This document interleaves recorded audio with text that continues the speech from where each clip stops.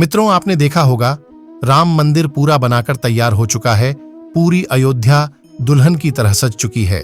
लेकिन क्या आपको पता है, रामलल्ला के उद्घाटन समारोह में भारत के जाने माने उद्योगपति मुकेश अंबानी ने कितना डोनेशन दिया है रामलल्ला के मंदिर के लिए? ये सारी जानकारी आगे वीडियो में देने वाला हूं, तो वीडियो को पूरा जरूर देखें। तो चलिए वीडियो शुरू करते हैं साथियों। पूरे 2500 हवन कुंडों से रामलल्ला की पूजा की जाएगी। लेकिन क्या आपको पता है कि मंदिर के उद्घाटन में कौन कौन महान हस्तियां आने वाली है? मित्रों, भारत में नहीं बल्कि विदेश में भी राम मंदिर के नाम की चर्चा बड़ी जोरों से हो रही है।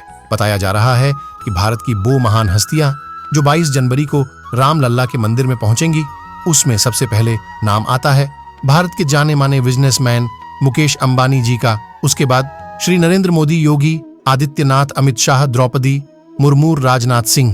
तो वहीं भारत के गुरु कहे जाने वाले बागेश्वर धाम महाराज बाबा रामदेव, जया किशोरी, यह सभी महान हस्तियां 22 तारीख को मंदिर के उद्घाटन में पहुंचेगी। अब बात करते हैं भारत के बॉलीवुड कलाकारों के बारे में, जिसमें से सबसे पहले नाम आता है बॉलीवुड के महान नायक अमिताभ बच्चन जी का। उसके बाद में बताया जा रहा है कि राम मंदिर समारोह में अक्षय कुमार, अजय देवगन, सलमान खान, आमिर जैसी महान हस्तियां मंदिर के उद्घाटन में शामिल होंगी। लेकिन अभी कुछ ऐसी चमत्कारिक घटना सामने आ रही है जिसे देखकर हर देशवासी हैरान है। जो गिद्ध और भालू हमें पिछले कई सालों से कहीं नजर भी नहीं आए हैं, लेकिन अचानक अयोध्या के अंदर बड़ी संख्या में गिद्धों और भालुओं का झुंड पहुंच गया है। बहुत लोग इन्हें साक्षात जटायु जामवंत का रूप बता रहे हैं, जो भगवान श्री राम के मंदिर की प्राण प्रतिष्ठा में शामिल होने के लिए आए हैं। लोगों को हैरानी इसलिए हो रही है क्योंकि जो गिद्ध और भालुओं की प्रजाति भारत से विलुप्त होने की कगार पर है, साल 2000 के बाद इतनी संख्या में कहीं पर भी नजर नहीं आए।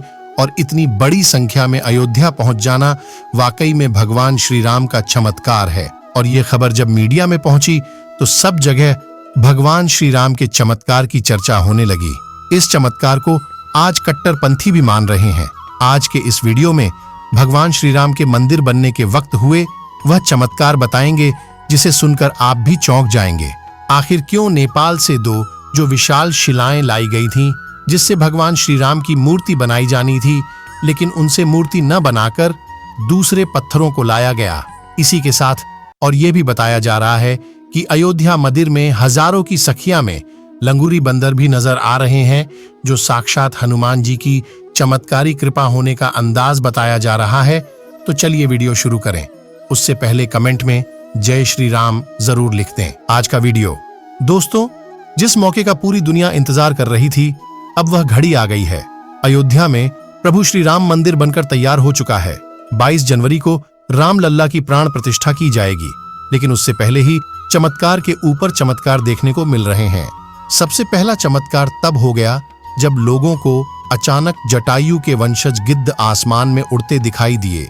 यहाँ तक कि भगवान श्री राम के भक्त इन्हें राम मंदिर की प्राण प्रतिष्ठा में आए मेहमान मान रहे हैं, क्योंकि पिछले कुछ सालों में यह प्रजाति विलुप्त सी हो गई थी।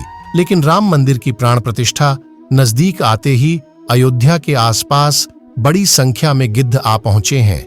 लोग इस करिश्मा को देखकर पूजा भी कर रहे हैं, क्योंकि गिद्ध ऐसा प्राणी है जो भारत से विलुप्त हो चुका है। ऐसे में प्रभु श्री राम की प्राण प्रतिष्ठा से पहले ही वह कैसे दिखे, इसे लोग भगवान का चमत्कार मानकर पूजा कर रहे हैं।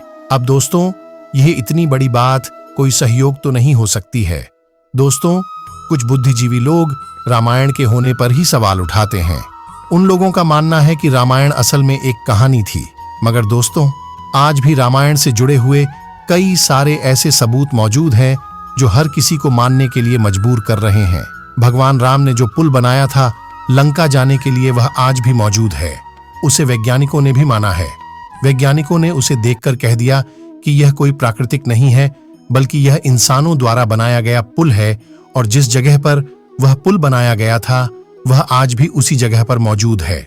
उस समय भगवान श्री राम ने अपने चमत्कार से पत्थर को पानी के अंदर तिरा दिया था और उन तैरते हुए पत्थरों पर कदम रखकर वानर सेना लंका में गई थी। दूसरा सबसे बड़ा सबूत रावण खुद की लंका है। रावण की लंका आज भी मौजूद है और यह चमत्कार भी बहुत बड़ा सबूत है। जटायु गिद्ध प्रजाति से ताल्लुक रखते थे। वहीं जटायु भगवान श्री राम के परम भक्त थे। दोस्तों, जटायु और भगवान श्री राम के बारे में रामायण में भी कई बार हमें जिक्र मिलता है। त्रेतायुग में जब भगवान श्री राम को अपने पिता द्वारा वनवास का आदेश मिला था, तब पंचवटी में भगवान श्री राम की पक्षीराज जटायु से मुलाकात हुई थी। पक्षीराज जटायु माता सीता को अपनी पुत्री के समान मानते थे। दरअसल जब रावण माता सीता को हरण करके ले जा रहा था, तब जटायु ने ही लंकापति रावण को सीता माता की रक्षा के लिए युद्ध किया था। वही जटायु जिन्होंने अपने पंखों से रावण को बहुत चोट पहुंचाई थी। रावण के शरीर को जटायु ने लहूलुहान कर दिया था। इस संघर्ष में जटायु ने अपने प्राणों की आहुति दी थी। छत्तीसगढ़ के दंडकारण्य में गिद्धराज जटायु का मंदिर है। यह वह स्थान है जब सीता का अपहरण कर रावण पुष्पक विमान से लंका जा रहा था, तो सबसे पहले जटायु ने ही रावण को रोका था। राम की राह में जटायु पहले शहीद थे। रामकथा में प्रसंग आता है जब जटायु के भाई संपाति ने कहा कि मेरे पंख कमजोर हैं, मगर आंख दूर की चीजें देख सकती हैं, इसीलिए मैं सीता जी को अशोक वाटिका में बैठी देख रहा हूं। इसलिए लोग इन्हें साक्षात जटायु के वंशज मान रहे हैं। दोस्तों, अयोध्या नगरी के अंदर ही भगवान श्री राम का जन्म हुआ था, जिसका जिक्र वाल्मीकि की रामायण में भी है। सालों तक चले रामराज्य के बाद जब श्री राम ने जल समाधि ले ली, तो अयोध्या नगरी सूनी हो गई।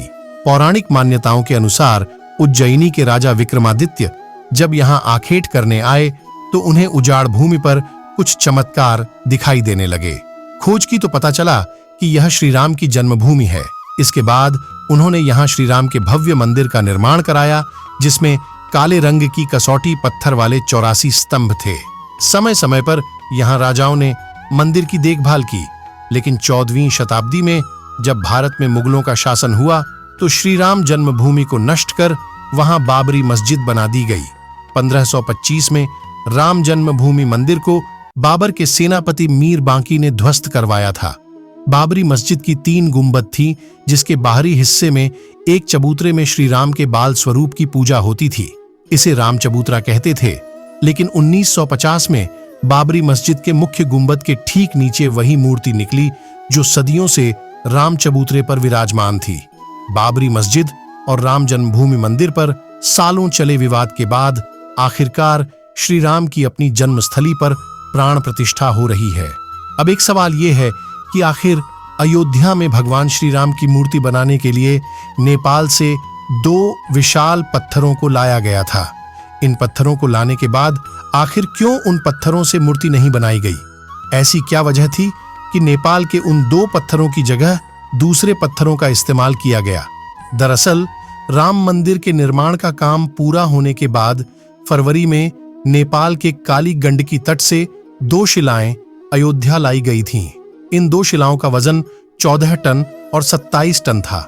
शुरुआत में इन शिलाओं से राम मूर्ति बनाए जाने की बात सामने आई, लेकिन बाद में पता चला कि इन शिलाओं को राम मूर्ति बनाने के लिए उचित नहीं पाया गया।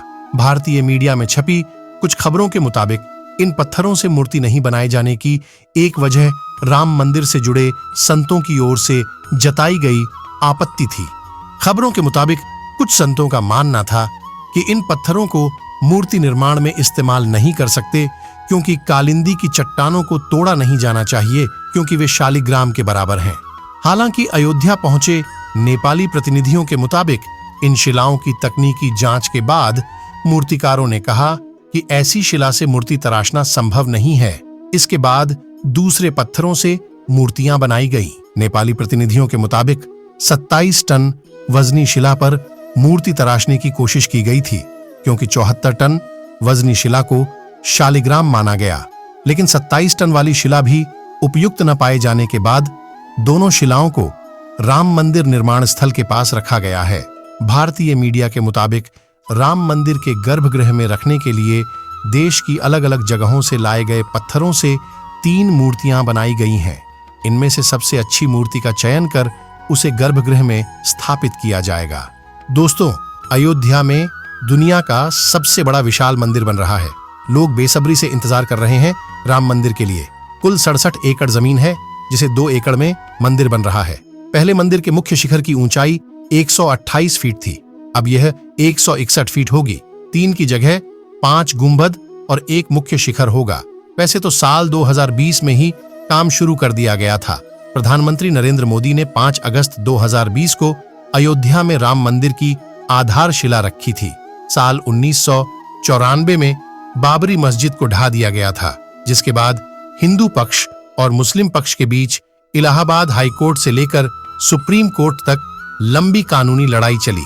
इसके बाद नवंबर 2019 में ऐतिहासिक फैसला सुनाया और आदेश दिया कि अयोध्या में विवादित जमीन पर मंदिर बनाया जाए। इस फैसले में यह भी शामिल था कि मस्जिद के निर्माण के लिए 5 एकड़ जमीन भी उपलब्ध कराई गई। अब बात करते हैं मुकेश अंबानी के बारे में कि अंबानी जी ने कितना डोनेशन दिया राम मंदिर के लिए। तो अंबानी जी ने 2 करोड़ रुपये दिए हैं राम मंदिर के निर्माण के लिए। तो मित्रों, इस वीडियो को यहीं पर विराम देते हैं।